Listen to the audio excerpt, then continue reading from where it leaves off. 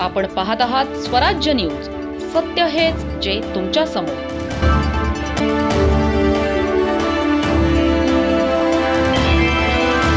चाळीसगावातील पवारवाडी येथे रयत सेनेच्या वतीने शालेय साहित्य वाटप, विद्यार्थी गुणगौरव आणि समाजरत्नांचा सत्कार सोहळा उत्साहात पार पडला.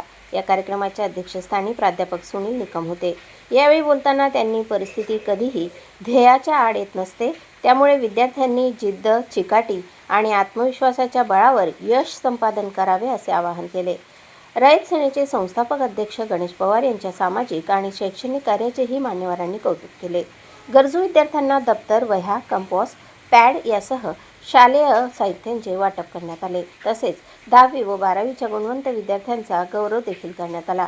यावेळी विविध क्षेत्रात उल्लेखनीय कार्य करणाऱ्या समाजरत्नांचा सन्मान करून त्यांच्या योगदानाचा गौरव करण्यात आला.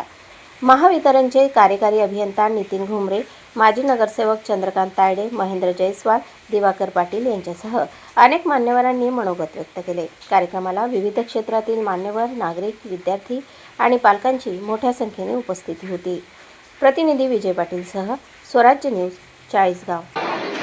ही व्यक्ती कुठल्या मातीची बनली असेल ते काही कळायला मार्ग नाही, पण गरिबांसाठी वितरणारे हे व्यक्तिमत्व नेहमी स्मरणात राहणार आहे. या कार्यक्रमाच्या निमित्ताने मी खरोखर आनंदाने आणि उल्हासातून सांगू इच्छितो की गणेश भाऊंचं कार्य आजच्या या स्वार्थी जगामध्ये स्वतःला झोकून देऊन प्रत्येकासाठी झटणं, या भगवंताला साक्षीने सांगतो ही खरोखर अत्यंत दुर्मिळ गोष्ट आहे.